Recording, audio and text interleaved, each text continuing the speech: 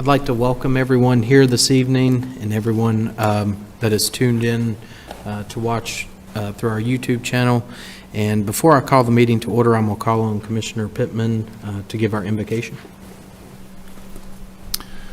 Our Father God, we thank you for your great love for us and all the many blessings that you give to us. And Lord, we thank you that you watch over us, that you care for our well-being, and that you know everything we're going to say and everything we're going to do before we even have any idea ourselves.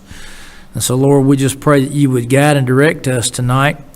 We pray that you bless each one here, anybody who wasn't able to be here, wanted to be. Lord, families that have lost loved ones in recent days and those who are ill, we just pray, God, that you give strength for healing and peace and comfort to those who need it, and just help us to do what's right in your sight. In Jesus' name, amen. Amen. Thank you. All right, I will call to order the April 7th, 2025 Board of Commissioners workshop meeting.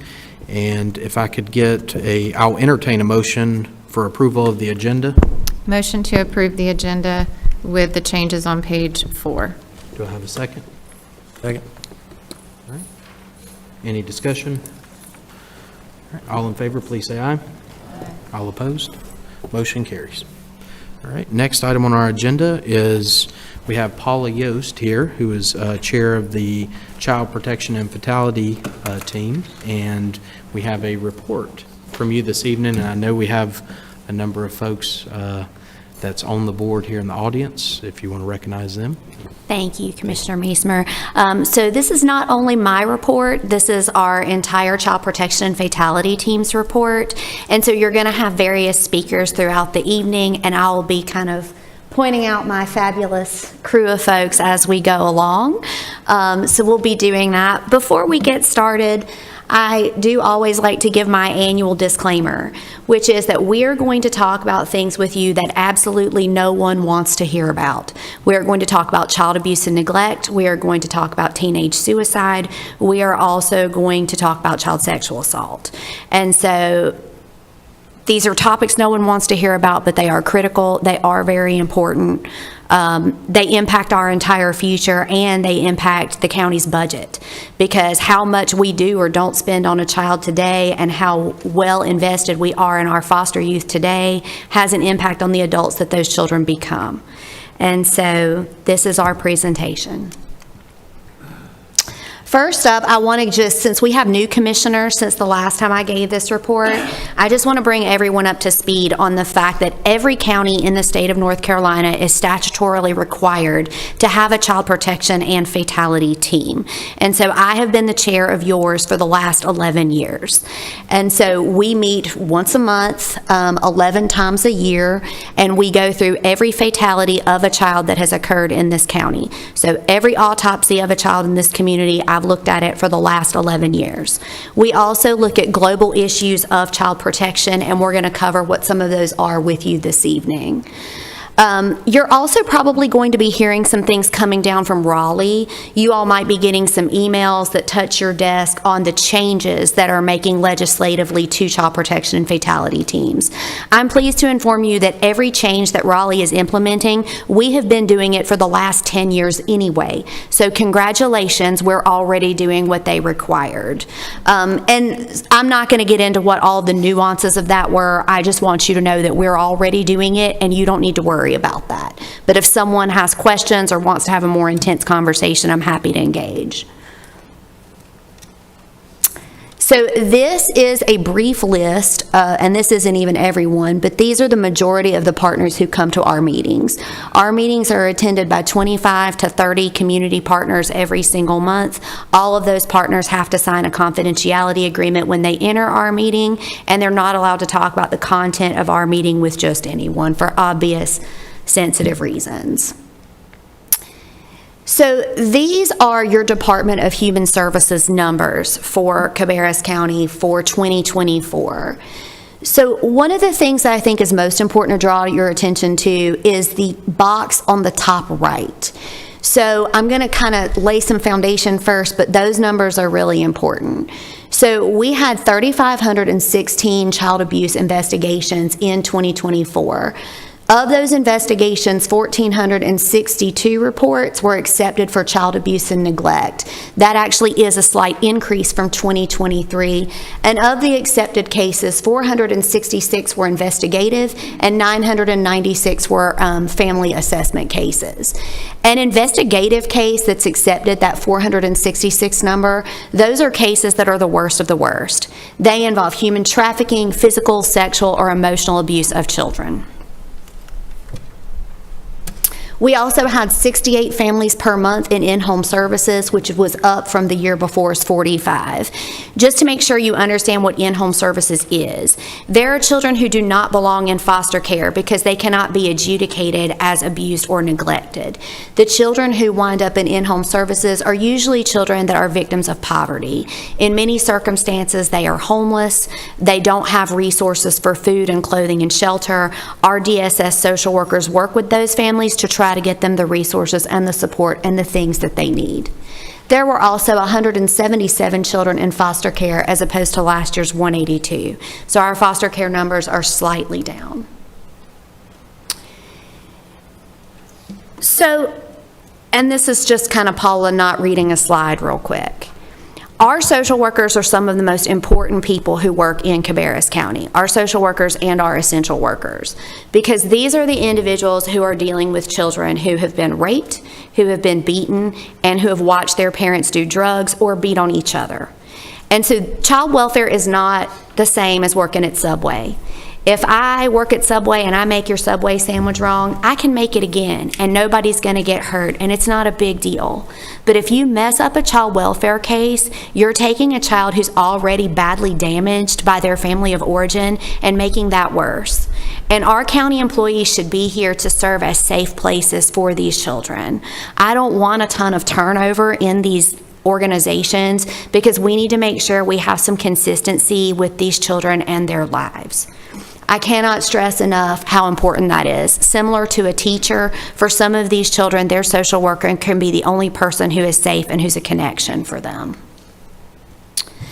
Next up, I want to talk about our 2023 fatalities. I recognize that it is 2024, but because of the parameters that Raleigh has set up for us, we review fatalities a year behind. So it's important to note we had 8 cases of illness. Those were just children who died. They were unavoidable fatalities. They were sad, they were terrible, but nothing could have been done to prevent them. 9 of these children were premature babies, and 8 of them died as a result of some sort of accident. We had a child that was hit by a train. We had some unsafe sleep environments. We did have one child that died from unsafe sleep where the mother tested positive for marijuana at the time of death. Unsafe sleep traditionally has been the #1 avoidable form of fatality in Cabarrus County among our children, and it's been that way for many, many years. Though, as you'll hear later in our presentation, we are seeing increases in teenage suicide. I've been in charge of this team for the last 11 years. In 10 years, we've had almost no suicides. And while these numbers don't reflect it because these are 2023 numbers, we have had at least 3 teenagers complete suicide in the county within the last 2024 calendar year. That's new. This is just a brief graph that kind of shows you what our fatalities look like. And again, no fatality is good. We don't want any of them. But when you factor in how many people live in Cabarrus County and how vast our population is, these numbers are not bad numbers. They could be much worse. For our population size, we're probably right on par for where we would be. So this is talking about our child suicide numbers that I just mentioned for you guys. Our team has had extensive conversations about the causes of that. So has the health department, so has the school system. We could probably spend hours having a conversation about root cause. It probably won't be a productive conversation because every situation is completely different and totally individualized. We can tell you that we don't know for sure, but we don't think that these children knew one another in any other capacity. They were not at the same school. We don't know of any link that the children had to one another. That doesn't mean there wasn't one, but there's not one that we know about. We will add that unsecured firearms around a minor is a crime. And I'm going to hand this over to Dr. McKissick, who is our Cabarrus County Behavioral Health Director, and Melissa Ross, who represents Partners Behavioral Health. They're going to take over for a few minutes. Good morning, Commissioners. Good afternoon, Commissioners. Again, my name is Melissa Ross, and I'm here with Dr. McKissick. I'm from Partners Health Management. I'd like to share just a little bit of data about Cabarrus Health, mental health, and well-being. So, as Paula has already mentioned, we collaborate with many to make a collective impact, but one of our key partners here is Dr. McKissick with the Behavioral Health Center, and I'd like to just say to you all that having the Behavioral Health Center has really made a collective impact on our efforts with mental health and well-being here in Cabarrus County. Some of the other counties that departments that we have worked with, as well as other organizations, are our faith-based organizations, as well as our nonprofits, Cabarrus EMS, DSS, our police officers and sheriff's departments, as well as our providers in network and out of network, as well as our nonprofit organizations. Within that time, for 2024, we have made a collective impact by working on resource fairs, as well as NAMI-hosted booths, which were 24 in 2024. Partners did our Systems of Care, which we held collaboratives that hosted 284 events that focused on family engagement, substance use treatment, as well as suicide rates and prevention. And finally, Partners worked to host several different events with local schools. And I'm now going to turn it over to Dr. McKissick. Thank you so much for your time, Commissioners. I just wanted to mention, too, that as Melissa said, these are all collective efforts, so these are all things that we've worked on together as partners in this work. Through the county's Behavioral Health Department, we've organized, hosted, and or facilitated internal and external trainings focused on identifying, understanding, and responding to our residents with mental health and or substance use needs. Because of our collective efforts, we've been able to host together with all of our community partners 114 training sessions, and we've trained 1,387 residents. So we're pretty proud of those numbers and want those to continue to increase. Also, our suicide awareness and prevention campaigns have included 2 suicide awareness and prevention community events. NAMI currently conducts a suicide loss survivor support group that meets twice every month through our supportive efforts, and Partners Community Cafe also holds monthly meetings focused on mental health awareness and prevention. So those are our collective community efforts centered around mental health and well-being. And next I'll call up Amy Jewell. She is the Director of Student and Family Support with Cabarrus County Schools, and she's going to talk to you more about school-based efforts. Thank you so much for your time. Thank you.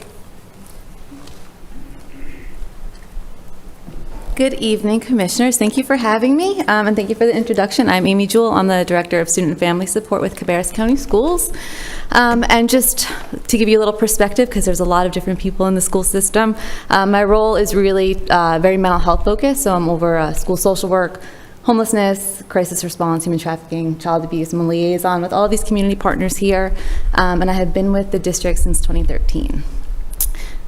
In that time, I have been on the Child Protection and Fatality Task Force since 2014, I think. It took me a year to get in there. And then I've been serving on the district crisis response team since I started in September of 2013. Up until 2022, I had not responded to one adolescent suicide in the county. And beginning in 2022, I've had multiple. And so there's certainly a trend with mental health and suicidality.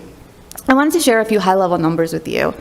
So part of what we do within the school system is we have school social workers, counselors, psychologists, and our school nurses, and those are our mental health teams at the school.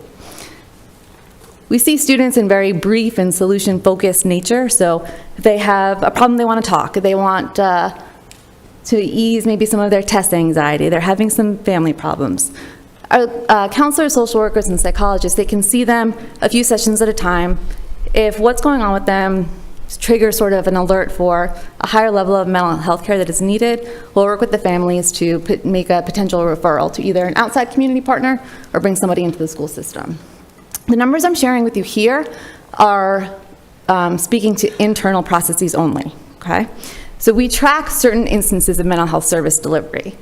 Not necessarily, student names or in-depth notes, but just what's going on in the schools, what do we need to address, where do we need to pour our resources. So as you can see here in 2023, between their counselors, social workers, and psychologists. We're not including nurses in these numbers only because they have their own data that they keep. Our CISP teams, as we call them, facilitated 420 total suicide assessments, okay? And a suicide assessment can be triggered because a student is self-reporting that they're having feelings of suicide. A friend has spoken up, and we commend them for speaking up. We have an anonymous reporting app, and we get alerts 24/7 on those. And then we have our own internal monitoring systems that could potentially flag dangerous or concerning language when they're on the Cabarrus County's schools' internet or suites. We also sometimes get tips from family members or neighbors. So in 2023, out of those 420 assessments completed, 56 required acute medical care. And what that means is that when the assessment is done, students are either low, medium, or high risk of potential suicide. At that very high level, they are going to require an immediate either hospitalization or at least an observation and evaluation by someone in the emergency room or one of our behavioral health walk-in acute care facilities that we have locally. 2024, a few less, you had 335. However, 51 of those assessments required acute medical care. And then 2025, we're trending upward for sure. These are numbers that are only through February of this year. We've completed 350 total suicide assessments. 62 of those required acute medical care. And again, that's not including any of the assessments that our outside providers have completed, our local doctors and mental health professionals, or our school nurses.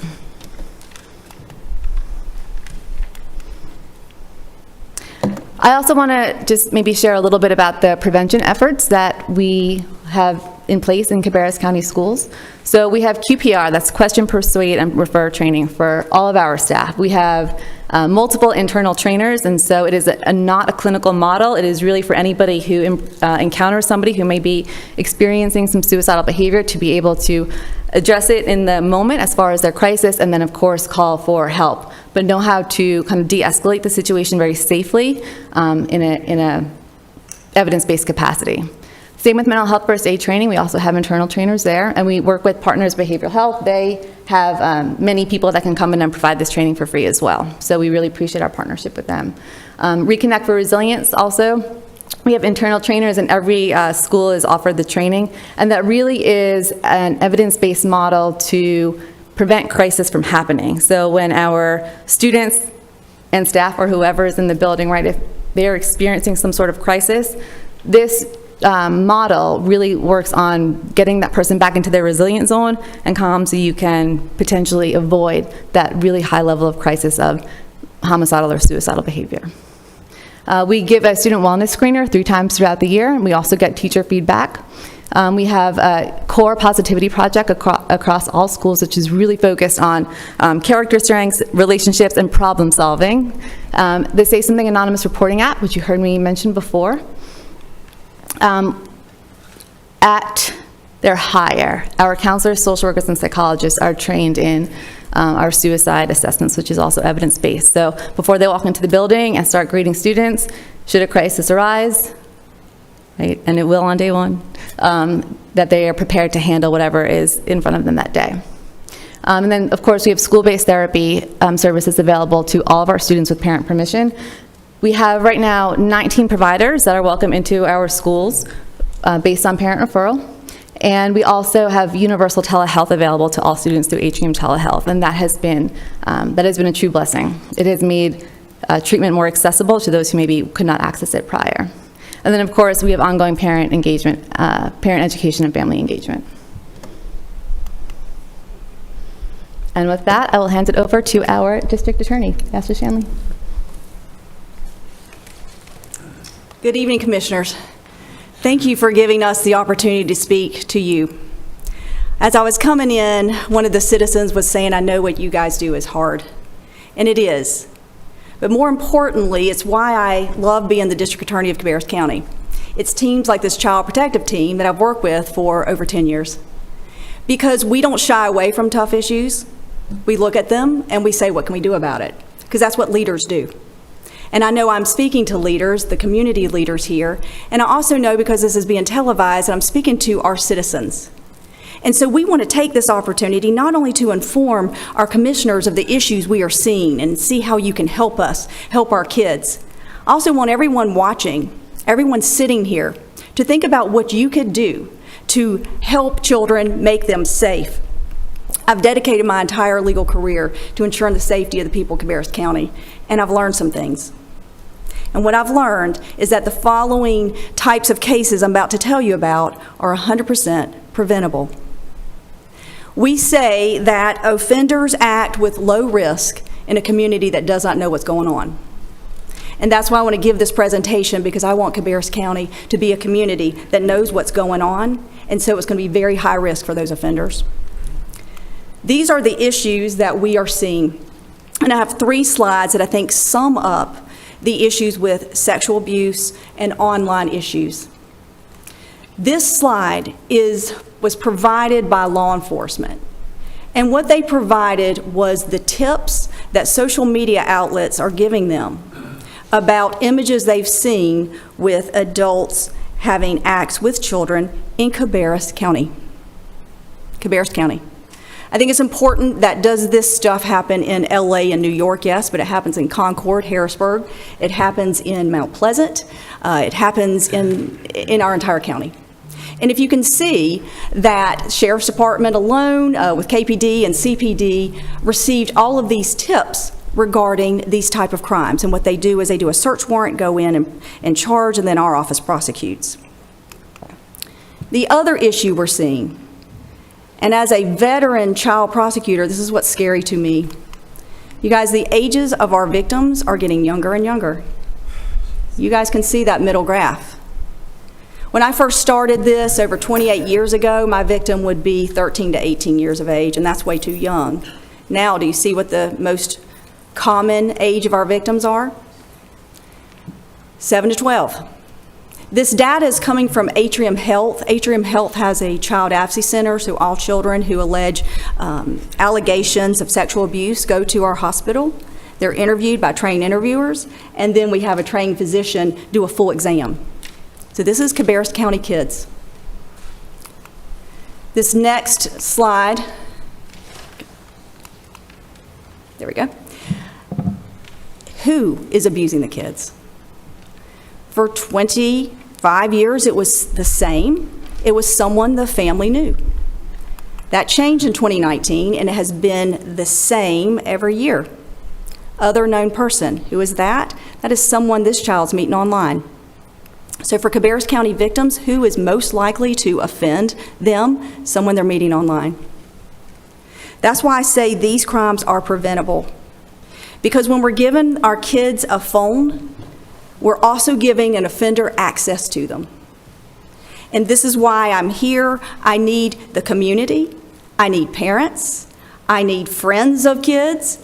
I need siblings. I need aunts and uncles to step up and help. We need to supervise. Because if we don't watch what our kids are doing and are viewing, someone out there will, because they're watching and they're viewing.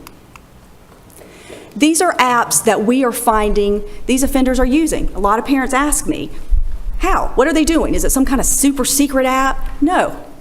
I have this slide up, and I bet everyone looking at it could identify a app they're aware of. Does anybody see one that you guys have seen before? Sure. Snapchat, Instagram, those are all common. But what about some you might be surprised to see? Look at Fortnite, Roblox. For those of you who are not in the gaming world, those are gaming apps. Why would they be using gaming apps? Because that's where the kids are. And if we as a community, as parents, as friends, don't know what to look for, that makes it very easy for these offenders to come in and take. This is an emerging and alarming trend, and we brought this up at one of our Child Protective Team meetings. And we thought about, should we bring this up to you? We said yes, because it's scary, but I want to stop it. I think these type of actors do well in the dark, and they don't when you bring it to light. So we're bringing it to light. There are groups out there. This one is called 764. That is used from a zip code in Texas where this group originated. And their goal is to target children and get children to do dangerous acts, ultimately to hurt themselves. The FBI sent out this warning, and so we made sure we're going to pay attention. We're not going to be one of those communities that just look at it and keep going. So you heard about those suicide data that our schools gave you, that our mental health people gave you. We're not just going to ignore that. We're going to look and see, is there any group pushing that? Can we look at these kids' cell phones? Can we look at that data? Is someone encouraging them to hurt themselves? We're looking at some of the things they would have the children carve their 764 into their skin, things like that. We're going to look for those pieces. We have some tips for parents. We need you to be looking, are there sleep or eating changes with your child, friend group changes, any markings or cuttings? Then we need to report that. Start with your SRO, your school resource officer. They'll get you where you need to go. But we've got to be paying attention. We've got to act as a community to stop this. What can you do? That's what parents ask. And I want you to know that I've gone to as many schools that'll have me, as many organizations that'll have me, as many churches that'll have me to talk, and I have great parent interaction. And I appreciate the parents who are stepping up with me. But this is what they always ask, what can we do? And I put 3 different opportunities. The Present Age Ministries and the Lantern Project, when I say that I can't do this job without those agencies, that's not an opinion, those are facts. Those are 2 nonprofits. They're not represented today, so I'm going to speak for them. I'm going to be their cheerleader today because they're wonderful. Present Age Ministries works with human trafficking victims. They work with minors. The Lantern Project works with adults, but the Lantern Project director, Simon Arkley, has some IT background, and he is offering tips for parents about what type of router should you have, what type of information should you use. So go to that website, thelanternproject.net. The last thing you can do is help your community. And commissioners, that's what I need from you. You know everyone. You know everyone. Help us get the word out. We want to work. I've got a speakers bureau that is volunteering, and we will go to any group that'll have us and tell them what the risks are. Just call my office. We've got the number on there. And every number is, when you call, we can track, we can see who's calling, and we're going to make sure that we get you set up with a group that will come to your agency, your organization, and give a talk. And we've been everywhere. I've gone to gymnastic places, I've gone to youth groups. The kids need to hear it. The other thing I think we need to do is support each other. And so when the Kannapolis school system and the Cabarrus County school system decided that they were going to have a cell phone policy in their schools, we knew there would be some people maybe not very happy about that. We on the Child Protective Team were thrilled, because we know that's going to protect kids. And so we need, as a community, we need to stand with them. I believe that those cell phone policies have gone without any type of controversy. But I want them to know they have the district attorney's full support. And I would like the commissioner's full support, because we need to make sure that children are safe. The last thing I wanted to discuss, and you guys always ask, what is your ask? We're not asking for money. We're not asking for resources. We're going to get the job done. What we're asking for is your help. Open doors for us that we can walk into and talk with others. Give us the opportunity to meet with kids who we don't know. If I could tell you how many times I've sat across the table from a victim and their heartbroken parents, and they have told me, if we only knew before we met that offender, we wouldn't be here. That's our goal. We don't want them here. I want to keep the cases from ever reaching my desk. This is some legislation that would help us. And we would like your support with it. I think it's 3 somewhat basic pieces, but important. Number 1, there are well-meaning policies with DSS and hospitals, et cetera, that they want to make sure we keep your data private, of course. But what that does is prevent all of us to help a kid. We can't share data. I might know something, but I can't tell this group. And they might know something, but they can't tell fully that group. That means that's limiting our ability. So we would like some state and federal policies around confidentiality when it comes to just abused children. Number 2, there is a bill before our legislature right now, and it's acting to increase the punishment for those offenders who try to meet a child online and have sexual acts with them. Our Sheriff's Department, Concord Police Department do active investigations where they purport to be a 15-year-old, and then when they engage with an adult who shows up to have an act with a 15-year-old, they charge them. And that's excellent. And they do excellent investigations, and our office makes sure that they're convicted. But the sentence is very low. It needs to be heightened. I need to be able to give those people prison time. And right now, that's not what happens. So that is something we're asking for. When that bill comes forward, we need the community support. The last piece we want is this. You heard Paula say at the beginning that we meet and we discuss every child fatality. But something that inhibits us is we don't have the medical examiner's report for a long time. I understand they're understaffed. That is a state function, state money. We would like a bill that fast tracks child deaths. If you have a child death that you think is suspicious, then we should be able to get in front of the line. That's what we're going to ask for. We'd ask for your support. That was just my piece of this. I'm just one of many. And I want to say I couldn't be more proud to be the vice chair of this group. We now have Kara Clark, Deputy Chief, who's going to come and give you some information about a program they're working on. Thank you. Thank you. Good evening. So I am here to talk about our community paramedic program, and as mentioned, I'm Deputy Chief Kara Clark. So across the United States, maternal mortality rates have been on the rise, with a significant increase in deaths occurring in pregnancy up to 1 year after childbirth.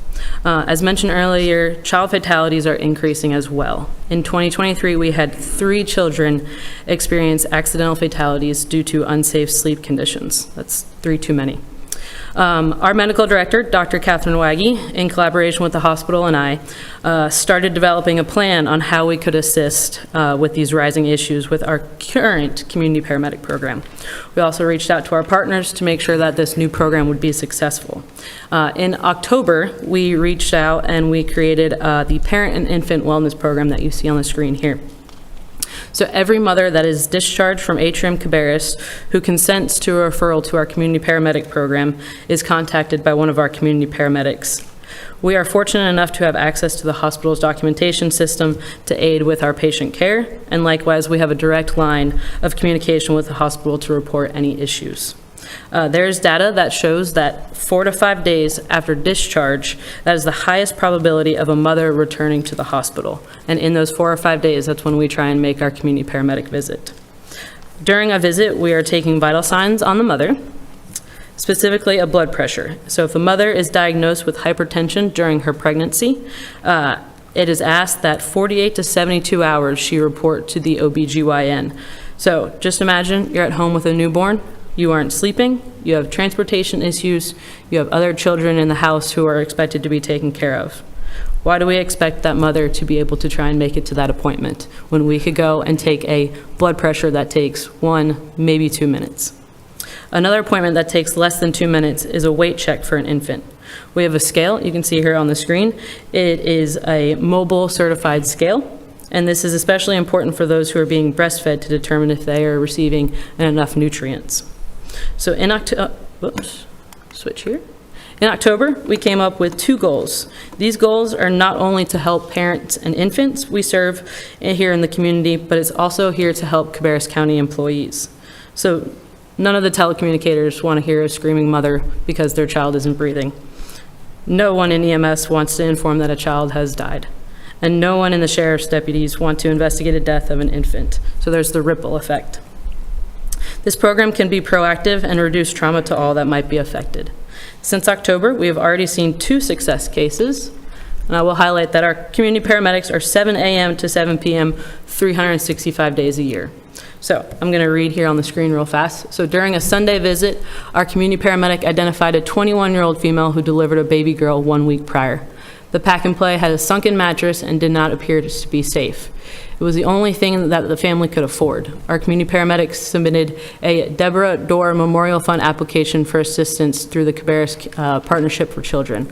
On Tuesday, a few days after, that pack and play was delivered. That baby girl is sleeping comfortably and safely in her home.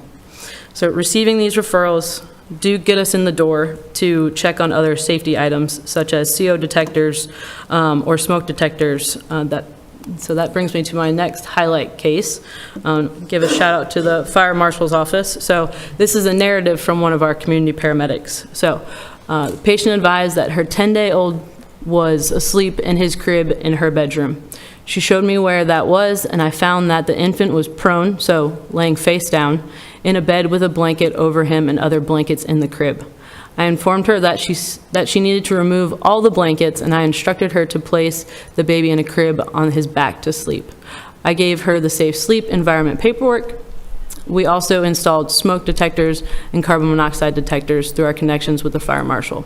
This child was breastfed, and mom had concerns about their weight, so we weighed the child and confirmed that no weight had been lost. So that freed up time at the doctor's office as well for other sick children to have a visit.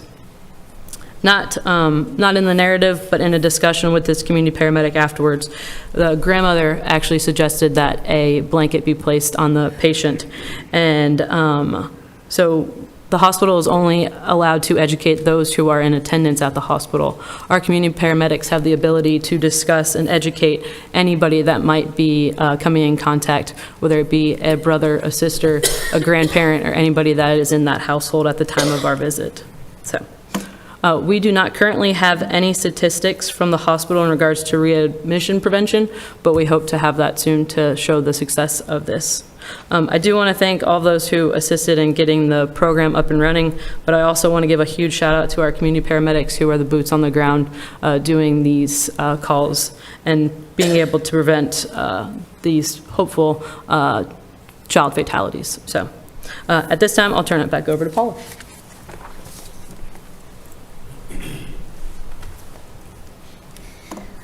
Okay. I think we did just, Kara had one more slide about her event on April 11th. I just wanted to come back up. So we do have a event on April 11th at our facility, and a number of people will be in attendance, and we are focusing, one thing that we've already mentioned is the suicide awareness, and we will have a specific table that speaks about guns and how to lock them up safely, medication takebacks, car seat safety, that was also mentioned on the slides earlier from Paula, and we always like when people come and visit our wonderful new facility. So we hope to see everybody at our event on April 11th from 4 to 7 p.m. Thanks, Kara. And thank you for everything you do with those babies. I, for one, do not want to read any more unsafe sleep-related fatalities. I've seen quite enough. What questions can we answer for you? Thank you very much for the presentation. I'll open up the floor for any questions, comments from board members. So I had the opportunity to see this presentation that you did at our Cabarrus Health Alliance meeting. I thank you so much for all that y'all do. Truly, this is hard work, and I pray for you guys having to do this. What specifically, now I know I saw the bills on there and have sent those also. Ms. Shanley, I know that you were already up in Raleigh discussing those bills with our legislators, so I'm thankful for that. But what can we do specifically to help you make this easier and have more children be able to be assisted? I think your support that this isn't just coming from one agency, it's not just coming from one team, that we see these issues, whether it be mental health, whether it be online safety, and it's something that we can no longer go, oh, that's interesting, move on. We're going to have some reactions. We're going to have to work together and make that happen. Those suicide assessments that the school system, I'm so glad they did that, but that's very concerning to all of us. And I think just support. Who's sponsoring that bill? Which one? The one about the online to increase it. I don't know. They had, the Conference of DAs is the one suggesting that bill, and I don't know if they have someone who has taken it on, but I know that when I went to Raleigh, I was able to meet with the Cabarrus County and the Iredell and Rowan delegations, and they certainly supported it. So I have a feeling that if there isn't someone who's taken it up, they will. Do you know the bill number? I don't. I can get it for you, though. All right, please do, because, I know a lot of those people, and I'd be glad to contact them. Thank you. I'll get it to you. Do you have enough contacts at the state medical examiner's office, or is that something I can help you with getting in touch? We will always take those contacts. I'll get up with you later. Yeah. Thank you. And I feel like that's something that we're seeing more and more. We are supposed to get our evaluations a year after a fatality, and it takes longer than that in some circumstances. And that's a real problem if we have a child that died under a questionable circumstance. And there are circumstances where that delays DHS from being able to do their job. It delays a lot of things from being able to happen when they really need to, which is why we need child fatalities to jump the line. That's incredibly important. We want to say the reason why we propose this legislation to you, even though we know that this is Raleigh, because you get things done. When we came last year, we knew that all of our, guys, I'm just going to speak the language I use at work, the bodies go to Chapel Hill. That's a long way for our law enforcement to go. That means they're not always able to be there at the autopsies, and that also means we're part of a big conglomerate.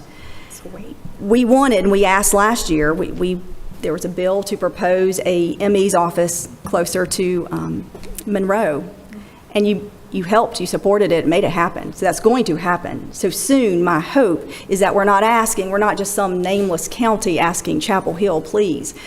It's going to be a couple counties over. So we appreciate your help. We know it was effective last year.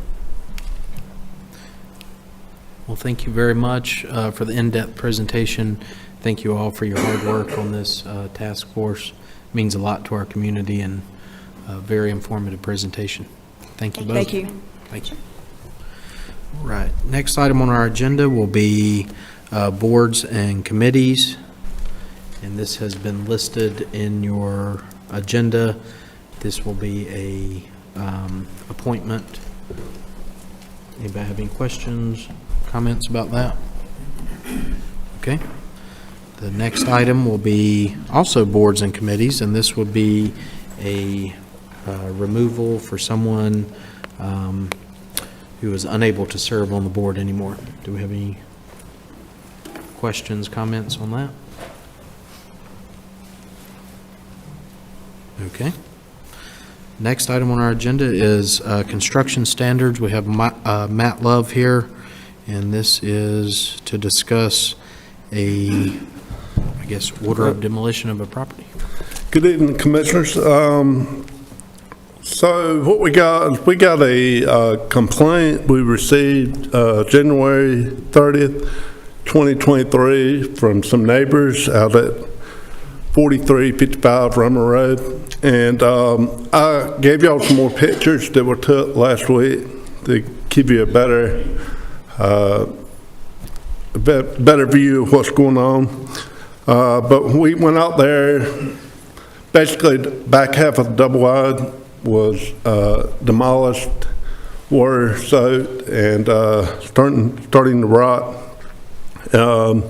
We also noticed that there was a above ground pool that has no water in it, been abandoned, no barrier around it, and a couple of accessory structures, building that is unsafe. And so we reached out to the property owner, who happened to be an investment group out of Charlotte. We reached out to them and gave them an opportunity to, hey, either bring it up to code, fix it, or tear it down and remove it. And we talked to them, and after that conversation, we had no more communication with them. They wouldn't reach back out to us or call us. And so that was in January of 2023. And then February 12th, 2024 was our second notice of violation. And then we followed up October 16th of 2024, and all those, we never received any more communication from the property owners. Then on February 28th, just this past February 28th, 2025, County Attorney Doug Hall, he sent a letter, final letter, saying that we would be moving towards presenting it to you guys for declaring it unfit and demolished. No response at this time. So, construction standards had declared this property unfit for human habitation and abandoned, and recommends that the structure at 4355 Reimer Road be demolished per General Statute 160D/1201 and 160D/1203. All right, and after the structure has been demolished, the property owners will be invoiced for the cost of demolition. They will be given 30 days to pay the invoice. Cabarrus County will execute a lien on said property if that invoice is not paid after 30 days. Also, construction standards requesting a budget amendment in the amount of $19,300 to come out of the construction standards fund balance to cover these costs until the invoice had been paid back. Any questions?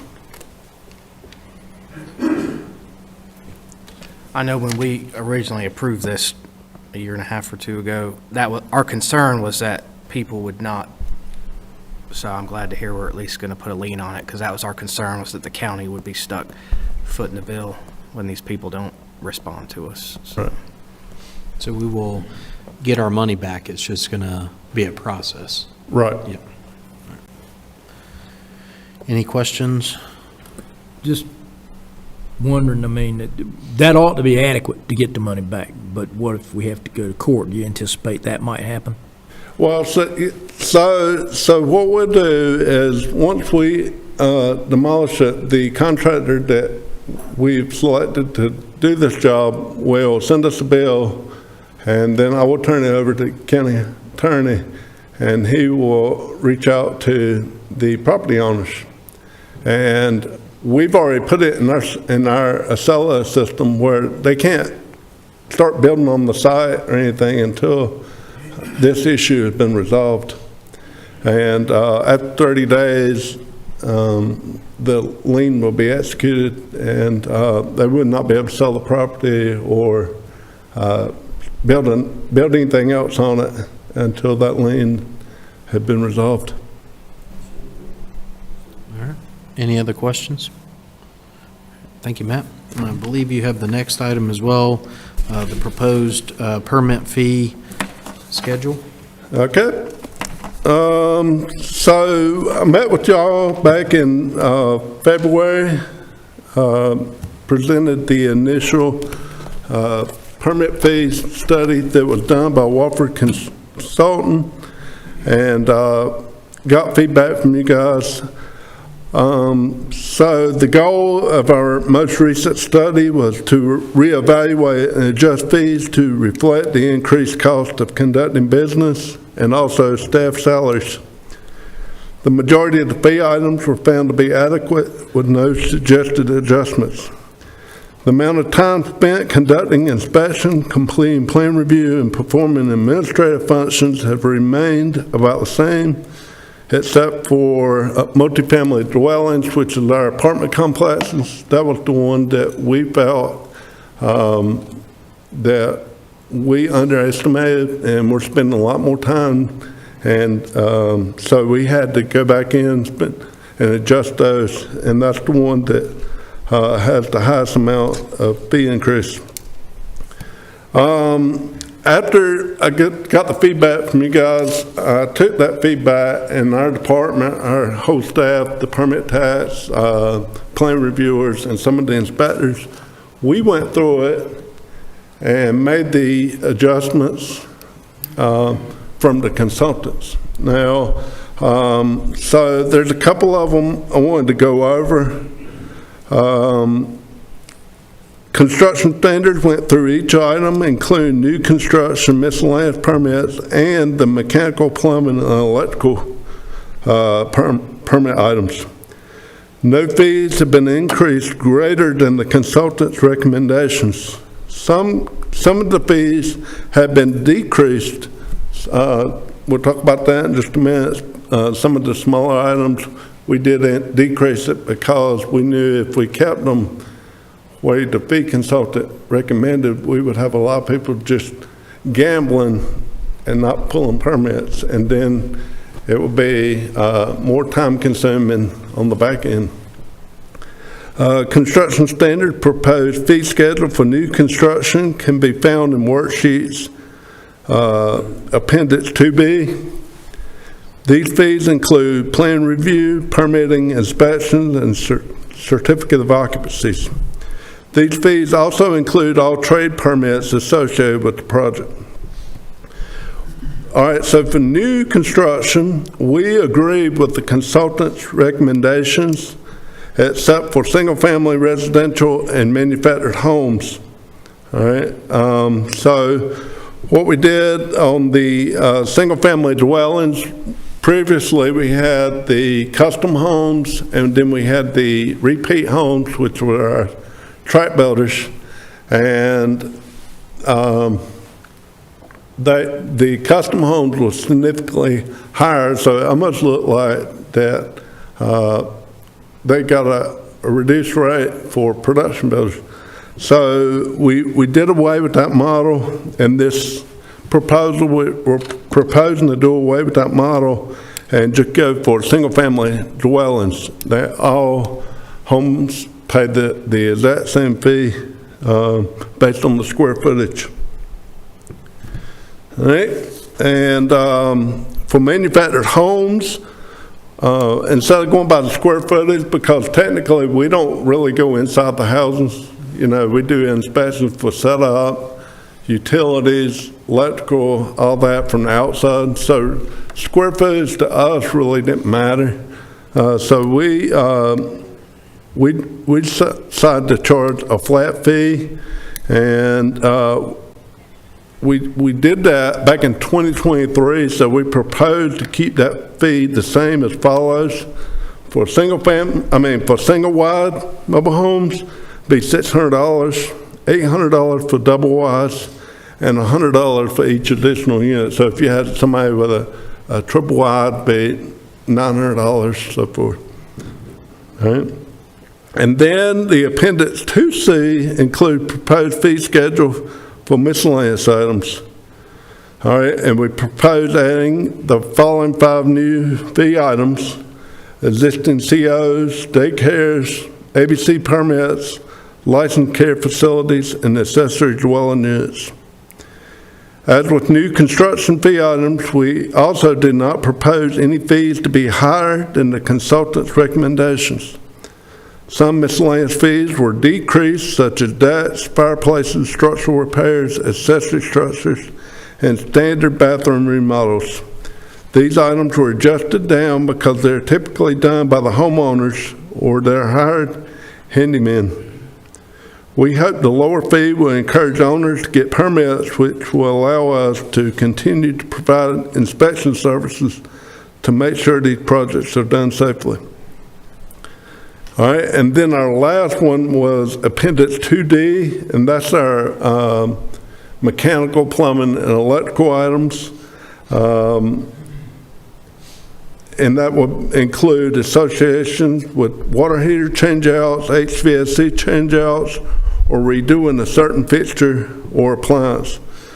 None of the proposals were increased more than the consultant's recommendations, but we did adjust some down. All these permits are charged a base permit fee, which is set currently at $69.98. And the fee consultant recommended that the new base fee be $91.03. Our recommendation was to just do an increase of 7%, which would be a $75 flat fee. So what that would allow us to do is, one, we could monitor it for a year or two, and let's just say that, hey, we still need to bump it up, then we can go back to the fee consultant's recommendation without having to do another study. Construction standards evaluated our fees and recommended this new fee structure go into effect July 1st. We also spoke with the local home builder association about 3 weeks ago, and kind of show them what's going on to get feedback. And we have not heard any negative feedback yet. All right. Any questions, comments? I know we discussed this at length at our commissioners retreat, and I know the direction, it seems like, from the conversations I've had from board members was to absolutely recoup our cost on these apartment complex projects, and also, I call them stick homes, like you said, the track, the large track of home developments. And, you know, what brought, and correct me if I'm wrong, but what brought this about is that we're not recouping the full cost of the inspection of these projects. Is that correct? Yeah, so before 2020, you know, our permit fees were based on estimated costs. And so if you were building a 1,200 square foot house, and she was building a 1,200 square foot house, and hers had all granite and marble and all the high-end luxury items, and yours was a low-end base house, then her permit fee will be a lot more higher than yours. And the amount of time it took to do that inspection was the same regardless of the cost. So that fee consultant went in and studied how much time it would take from the permit issuance all the way to plan review, inspections, and the CO. And yeah, so what we do is we try to recoup our costs, and our department is typically run off permit fees, not the tax. Okay. Any questions, comments?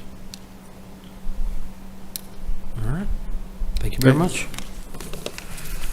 Next item on our agenda is from Emergency Management, and we have Jason Burnett.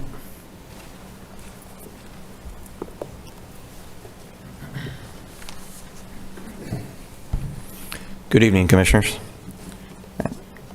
So the first item I have before you is the acceptance of the North Carolina Tier 2 Competitive Grant and Budget Amendment. North Carolina Tier 2 grants provide local emergency planning committees, better known as LEPCs, with funding to expand the scope of their hazardous materials emergency preparedness programs through various levels of planning, training, and related exercises.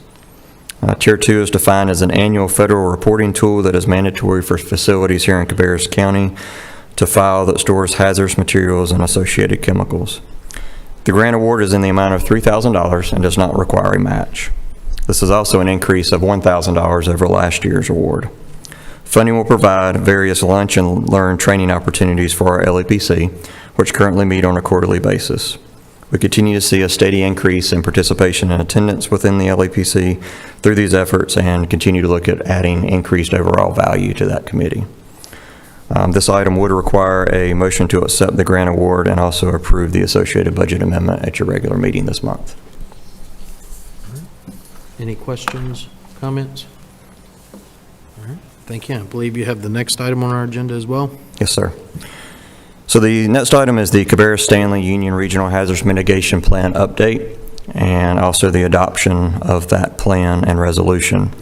So real quick, the state of North Carolina, through North Carolina Emergency Management, actually has a process through their hazard mitigation program to hire a vendor and actually cover the associated cost of writing and updating the plan for Cabarrus County and the associated counties. It's broken into different regions, and we are included in the Cabarrus, Stanley, and Union region. The adoption of this plan by resolution for Cabarrus County is a critical step in enhancing the county's resilience to natural hazards such as floods, hurricanes, and other severe storms. This plan provides a comprehensive strategy to reduce risk, protect lives and property, and also improve community preparedness. Some of the key benefits include access to critical funding at both the federal and state level, improved disaster preparedness leading to faster recovery, enhancing community protection by identifying vulnerable areas, and prioritizing mitigation efforts while ensuring compliance with Federal Emergency Management Association, or FEMA, requirements for disaster-related financial assistance and support.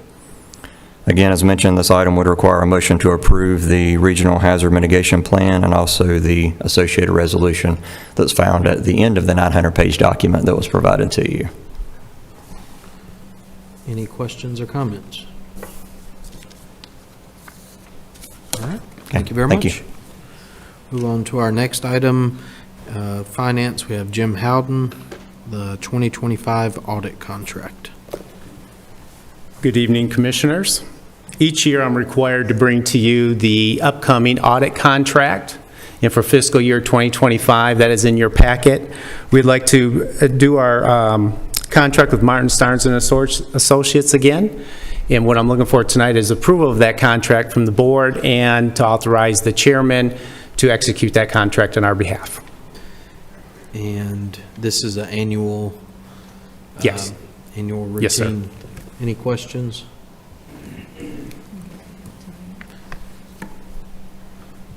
No, this is, you're just asking for approval at the regular meeting, correct? Yeah, correct, Yeah. yes, Okay. yes, yep. All right, thank you very much. Thank you very much. All right, next item on our agenda is Fire Services. We have Jacob Thompson here to go over fee schedule for that item. Good evening, Commissioners. Just like Matt just got done talking about, as we discussed during the budget workshop, the fee schedule update, there's a couple additional items in mind that I want to touch base on of requested information that I was asked to bring back for consideration as well. But just basic overview on ours is pretty simple.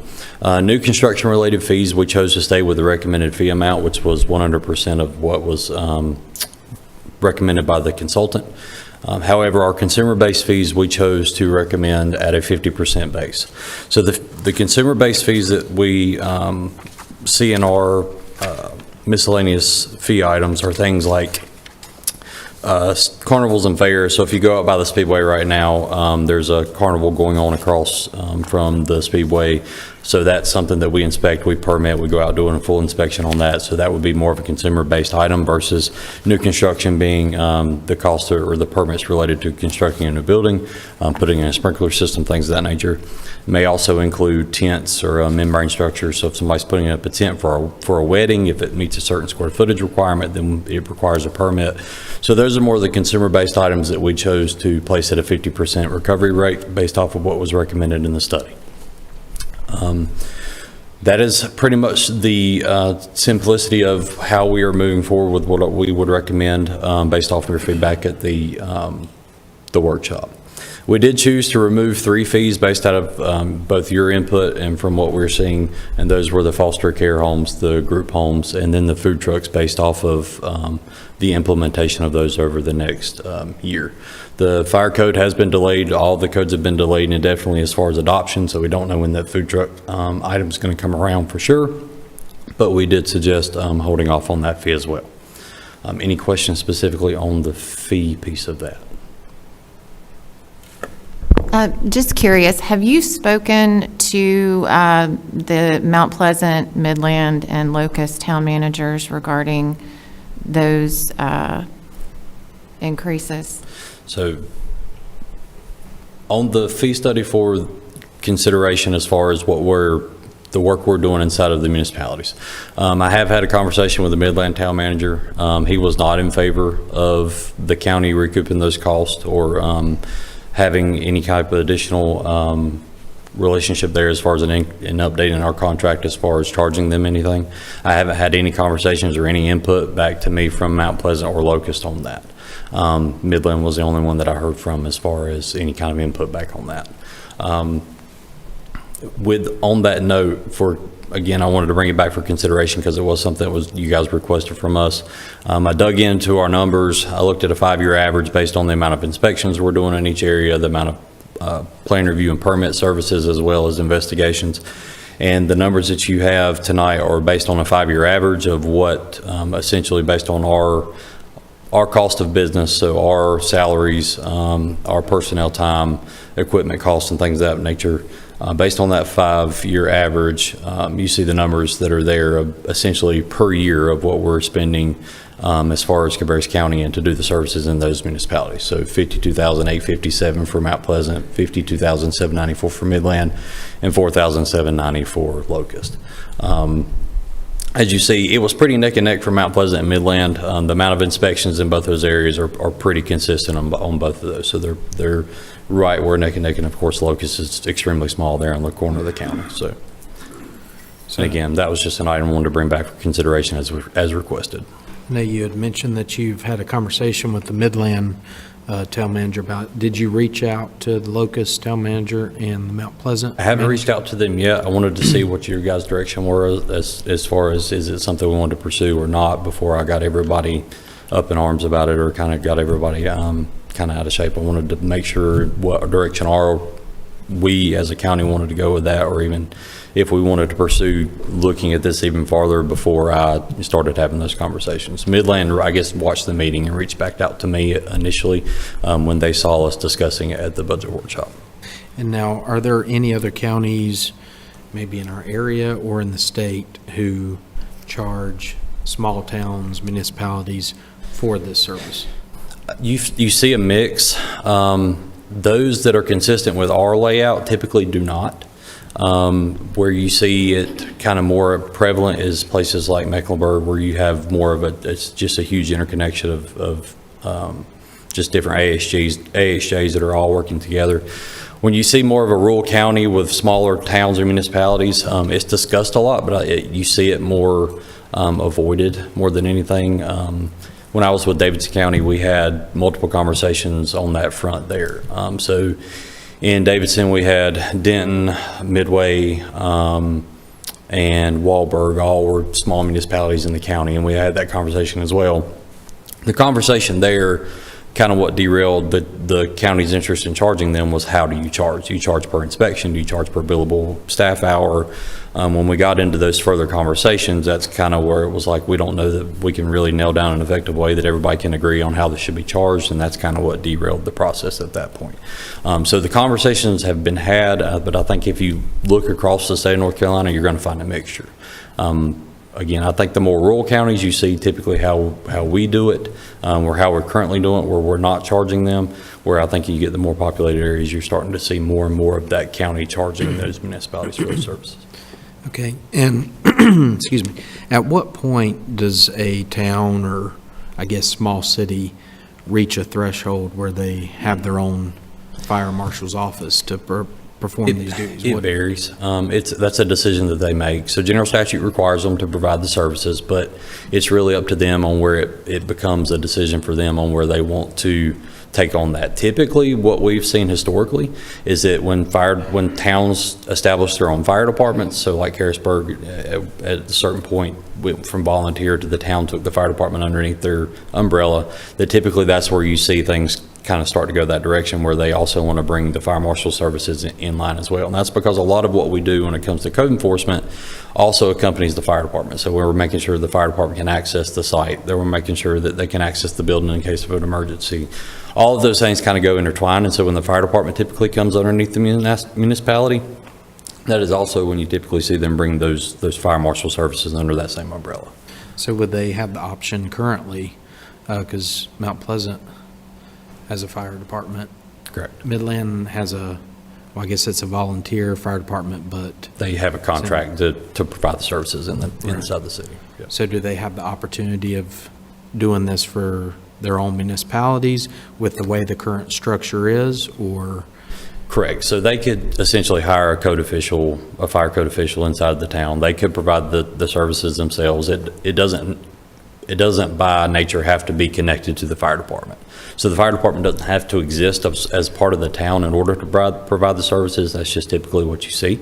So by nature right now, they could go in and hire a fire marshal to serve the city of, or the town of, let's use town of Midland, for example. The town of Midland could hire a fire marshal to serve the town of Midland and do the fire code services and things that are required by general statute inside the town limits right now, if they chose to do so. Okay. The typical things that are required or the general statute requires that we serve for them are the code enforcement piece, so doing the annual doing the fire inspections, fire prevention inspections, the fire investigation piece, and then the new building plan review. And that's typically the big three that is required by general statute that we provide those services for them. I'm assuming probably Mount Pleasant, Midland, and Locust. I know we only have a very small portion of Locust in Cabarrus County, but we'll say Mount Pleasant, Midland, there's probably not enough activity for them to have a full-time employed fire marshal, I would assume. That It really depends on how they managed it, on to what extent. I don't know that the workload is there for both of them each to have a full-time, but kind of where it becomes difficult for them, if they chose to go hiring their own, is still the fire investigation piece. Because fire investigations, that's 24 hours a day, 365 days a year. Our office, we have 3 assistant fire marshals that are on call 24 hours a day.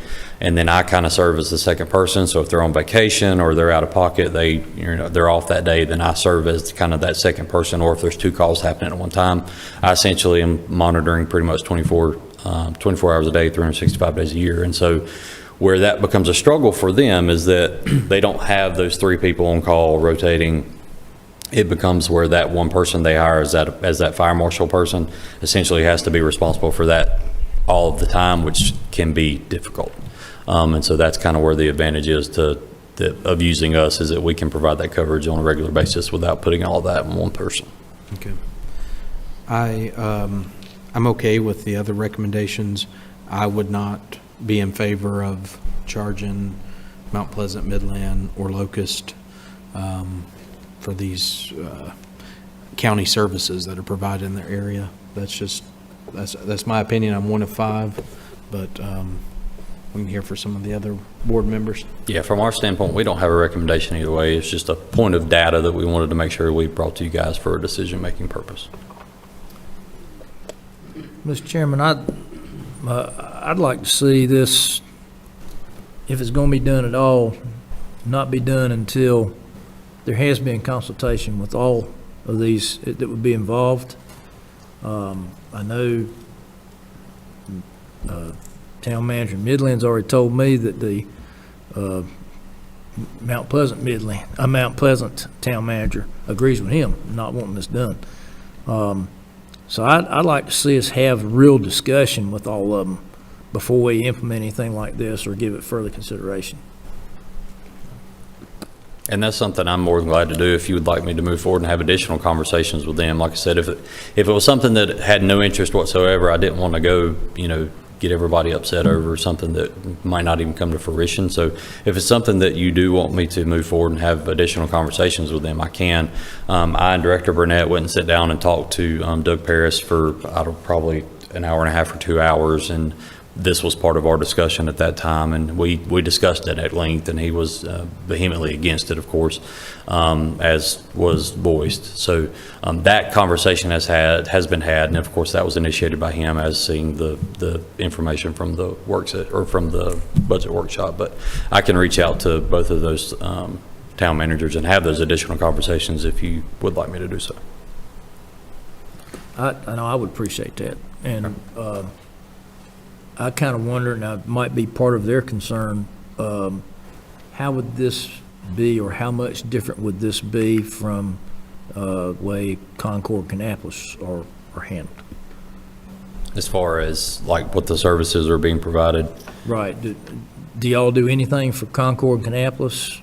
We do not. So the areas that we contract with Kannapolis and Concord to cover as far as fire services or fire response, so the Jackson Park Fire District, the Concord Rural District, we still do the fire prevention or fire marshal services in those areas.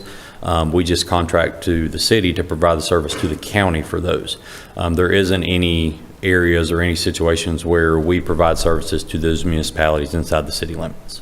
Okay. I just want to make sure these smaller ones weren't being treated any differently. Yeah, since Kannapolis and Harrisburg and Concord have their own fire marshal's office, everything inside the city limits is handled by them. We do work with them on the regular, especially when it comes to fire prevention. If we're going to the same event, then we'll team up with them.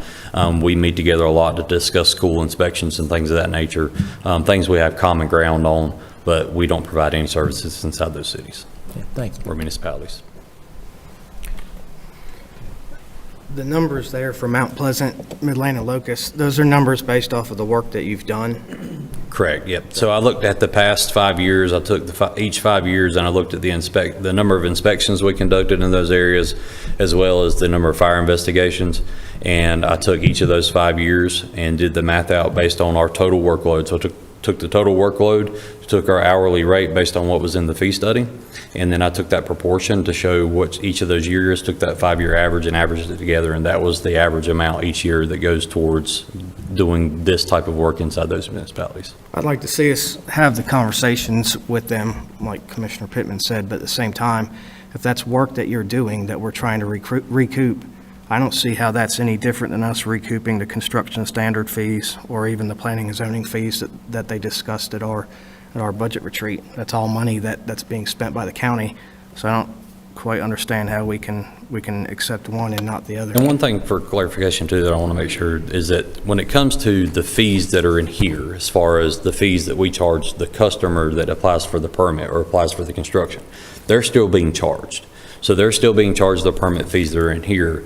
The things that are intangible that we are essentially providing the services for and not receiving any recoup would be those annual inspections, fire prevention inspections, and the investigations.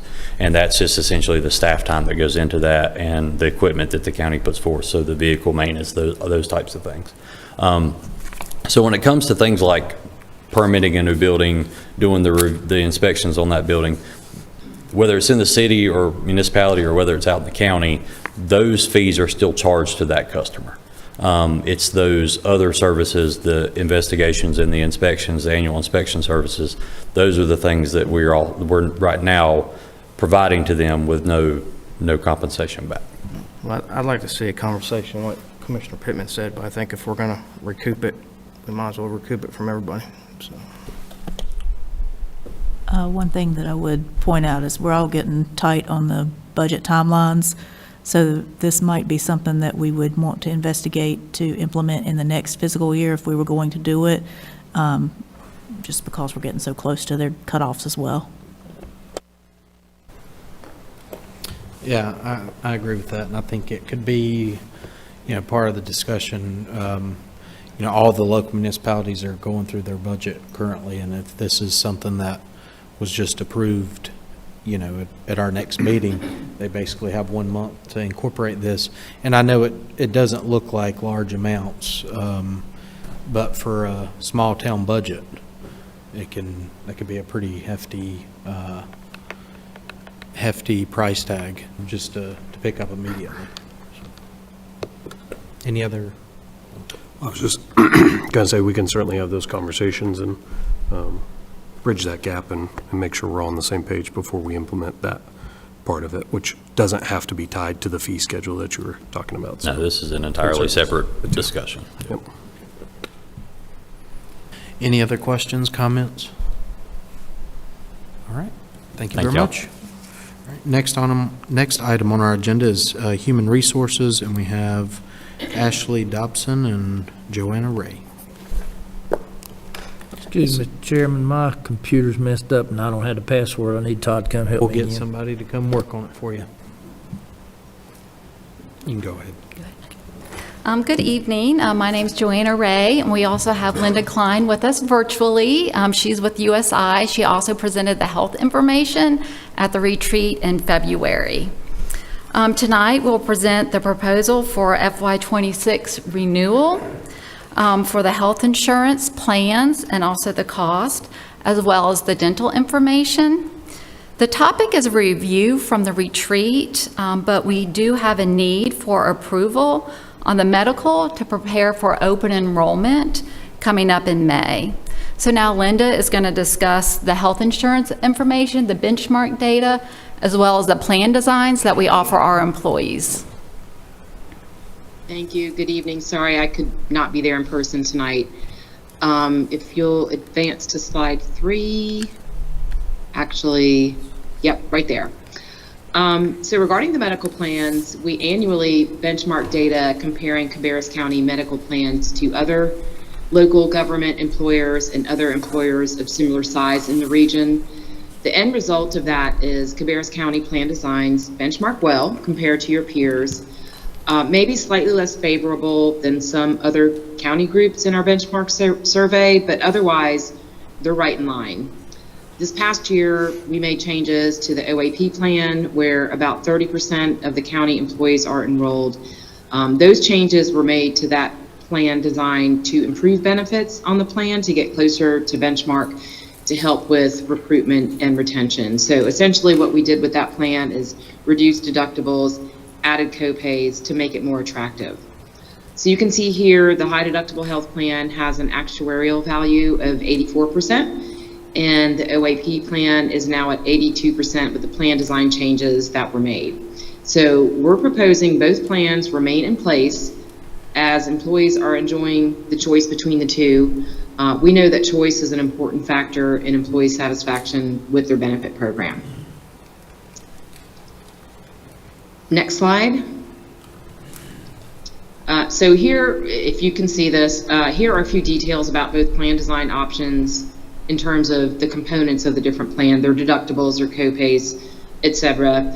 The high deductible health plan is a qualified plan that allows employees to contribute to an HSA account pre-tax, and Cabarrus County also contributes to employees' HSA accounts as well. It's a pretty standard high deductible health plan where all services apply towards the deductible with the exception of preventive care, which is covered at 100%. And again, Cabarrus County makes an HSA contribution to help employees meet that deductible. The OAP plan is a traditional copay plan with copays for physician services and prescriptions.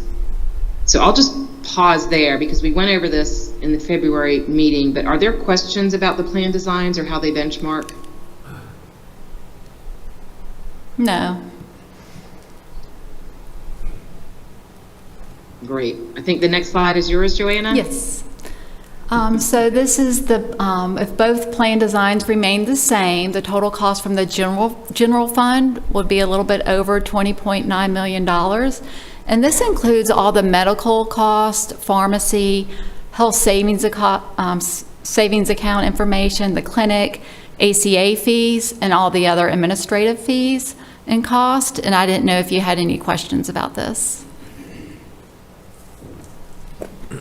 Any questions, comments? I do. Sure. So this is where I get a little squeamish, okay? So please don't take any offense to this, and I certainly hope that county employees are not going to take any offense to this. It's very difficult as a taxpayer to look at some of this and realize that the money that is coming out of the general fund to pay for all of this is truly my money and our money. My health benefits are not this good. And it's very hard to sit up here and represent taxpayers who are sitting out at home and in the audience who don't have these kind of benefits, but yet we're being asked to take $20 million out of the general fund in order to cover that. Now, I do understand that we have employees. I understand that they want to have good benefits, as everyone else does as an employee of a business. But our business is government. And so as government, we have a responsibility and a duty to make sure that we are using taxpayer money efficiently and in a way that is responsible. And it's difficult for some of our taxpayers, I can imagine, as I would feel the same, to see this ask. I'm just putting that out there. Please, I hope that none of our county, I appreciate all of the county employees and what you all do. But as a taxpayer, I can put myself in that position as well to see that that would be fairly uncomfortable and make people feel quite squeamish about this presentation. I'd have to kind of sympathize with what Representative Lindsay's saying. But also, since I don't participate in the health and dental care, I don't get any of those. All I get is my salary. I don't get any other benefits from being here. Does that, somebody not participating, cause you any problems? Because I've been in place where if anybody didn't participate, nobody got it. So I want to make sure it's not causing any problems for y'all. So some people do waive our health insurance, but we do account, even if they waive, they still are accounted in that money, because if they left and somebody else wanted to be on that plan, we wanted to make sure we're funded adequately for that health insurance. So we do fund by position and not necessarily by the person. Okay, so you prepared to pay for it, but obviously you're not paying for it for somebody that's not participating. So- Yes, and we're self-funded, so if we do save any money, we do get to keep that. We have been able to save in our reserve fund for the health insurance. So for years that we are underfunded, we can use that to help pay for it. Okay, thank you.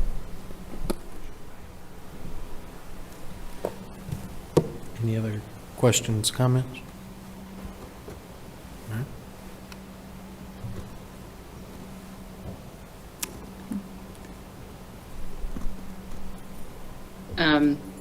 So I'm going to talk about the dental plan and appreciate the comments there from the board. We hear you, understood. So regarding the dental plan, we marketed the dental plan to the top dental carriers in North Carolina, and Delta Dental remained the most comprehensive and competitive offering in terms of pricing, size of their dental network, and the least disruption to employees. There is a 26% increase to employee premiums this year. As you can see, that's expressed here in this slide. Dental utilization in a post-COVID world has resulted in increased utilization, pent-up demand, employees taking care of dental issues that were previously neglected during COVID. We're seeing this across the board with our clients. But the decision was made to renew with Delta. Additionally, this plan benchmarks well compared to your peers. This is a 100% voluntary benefit, so it's fully funded by the employees that participate in the plan. Any questions on the dental?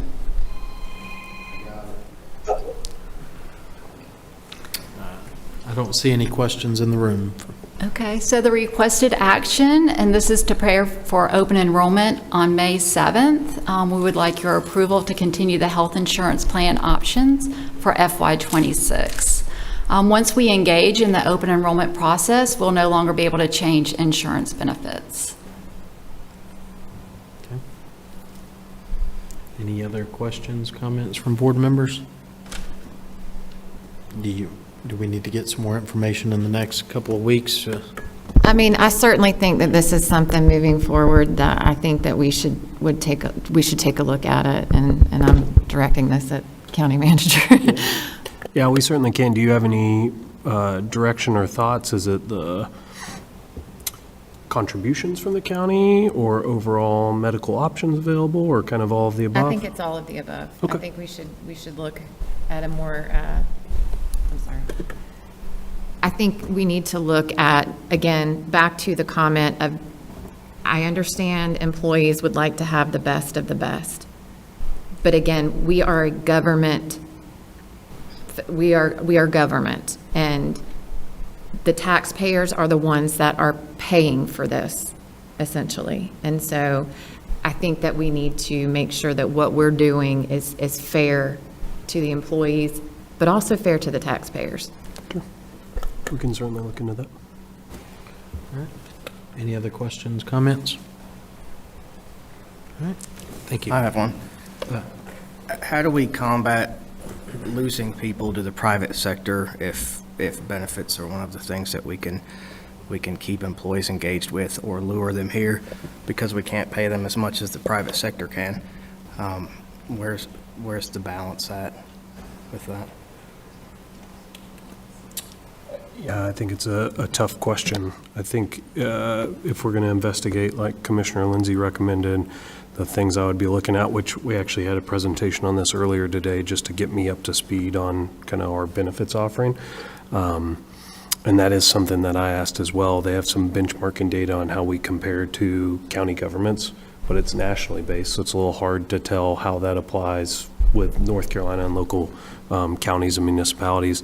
And then some benchmarking with peers and others. And we're we're kind of right in line with them for the most part, a little bit better in some areas, a little bit worse in other areas. But I definitely think it's a balancing act, right? You want to provide benefits that encourage good quality employees that want to serve. We have so many longstanding employees here. That's great that they continue to provide their time to the county, but also want to provide benefits that inspire them to stay but aren't overly offering. So I don't know that I have a great answer. I think the public sector is definitely shrinking right now, and it's harder to find jobs compared to a few years ago. But as we look into it, I'm happy to share some information with the entire board and see what creative options we have to continue to provide great benefits, but also try and focus on the cost to the taxpayers.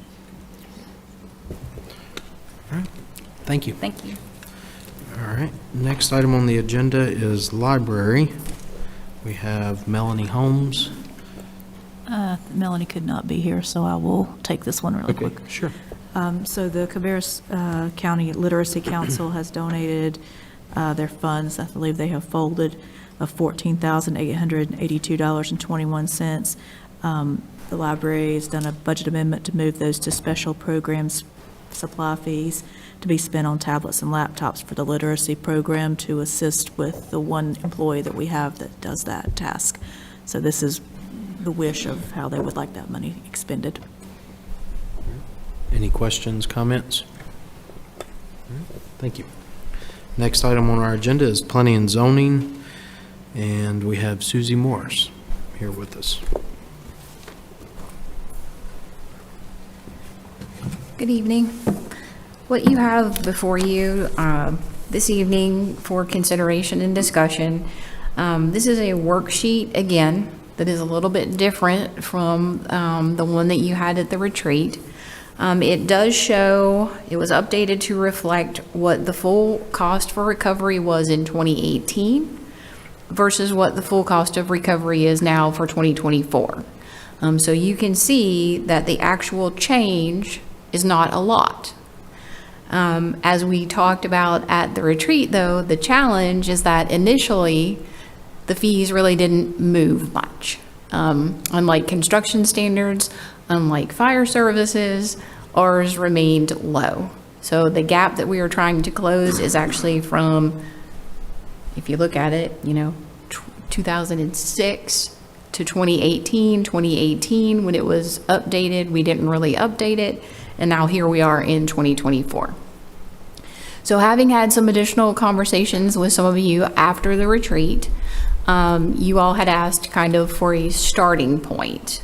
Maybe we don't go to 100% cost recovery, but where is somewhere that we can land that we can then update as, this typically is about a 5 to 6 year process that we can then look at again next year as part of the budget and see what we need to update, where we need to go. So that is what you have before you. And hopefully that made it a little more clear as far as what it was in 2018, what it currently is. So you can see, again, not a whole lot of change there. The change is really that we didn't update it very much from from 2006 to 2016 when we started 2018 when it was adopted. And we did talk about this extensively at our retreat as well. And there was a board decision in 2018 not to increase the fees. And I think that each of us up here have expressed a desire to change that. All of this growth and development that we've seen in the county, we're not recouping the fees. Or the money that it's costing the county taxpayer on that. And so we have given the direction that we would like to update that, even though the previous board did not. So is there any questions or comments? All right. Thank you very much. Thank you. All right. Next item on our agenda is risk management. We have John Bradley. Good evening, Commissioners. Thank you for having me. I want to present tonight a budget amendment. We had a sheriff's deputy that was involved in an automotive accident in February of this year. We recently received a subrogation check for that, and we'd like to transfer those funds from the subrogation check of $27,172.50 to the Sheriff's Department to where they can utilize these funds to purchase another vehicle. Are there any questions or comments? Thank you. Thank you. All right, so next item on our agenda will be the approval of the regular meeting agenda. I'm assuming that's what's being passed out here. So if everyone will take a moment to look at this.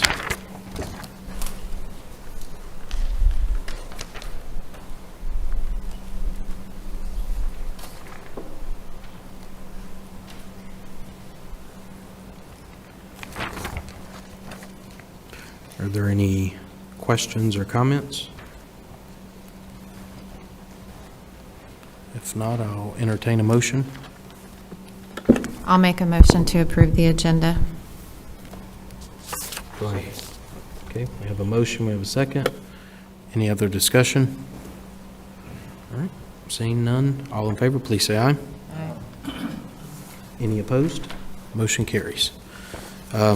And we do have a need for a closed session this evening, but before we do that, we'll take just a moment to share a few things. So I'm honored to have been appointed to the North Carolina Senate. I anticipate receiving the formal appointment from the Senate within a week, and thus upon taking the oath of office to the North Carolina Senate, will be resigning as the chairman of the County Commission Board. For any reason or circumstances change, and I do not receive the anticipated appointment, it will be my intent to stay as chairman of the County Commission Board and finish the work that we've started here.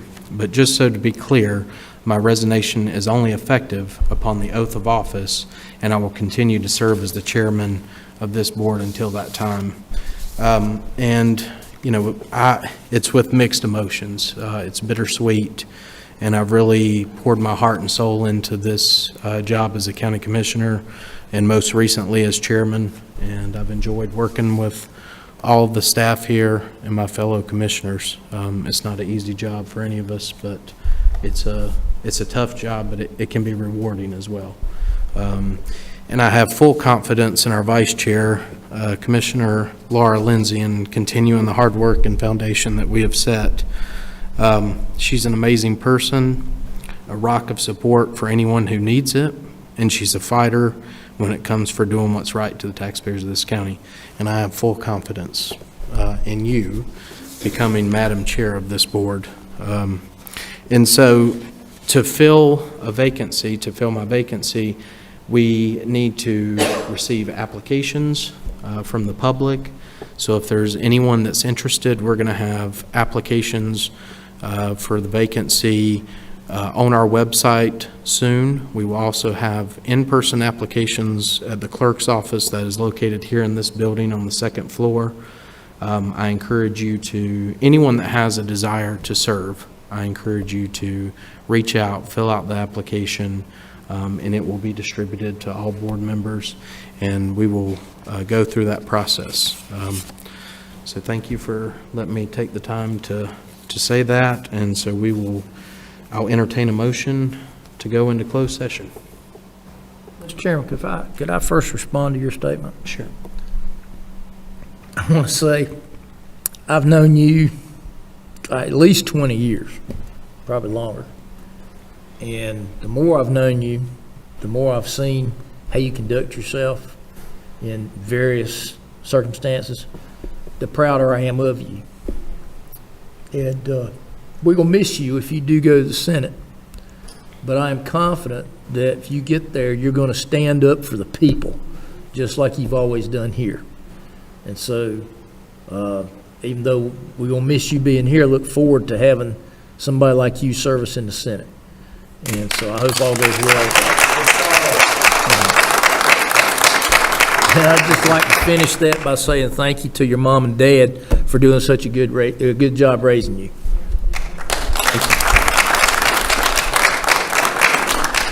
All right. So I will entertain a motion for us to go into closed session. So moved. Second. And this is closed session for North Carolina General Statute 143-1811. So we have a motion, we have a second. All in favor? All opposed? All right, motion carries. We're now in closed session. Thank you.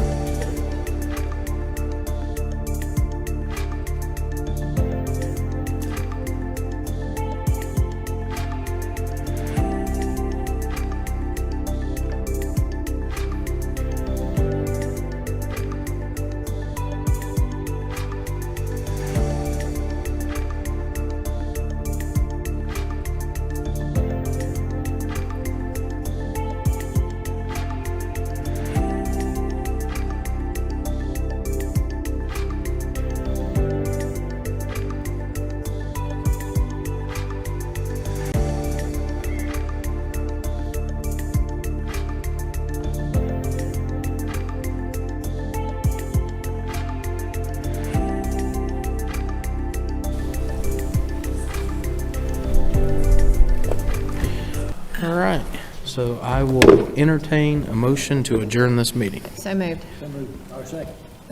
All right, we have a motion and a second. All in favor? Aye. All opposed? Motion carries. We're now adjourned.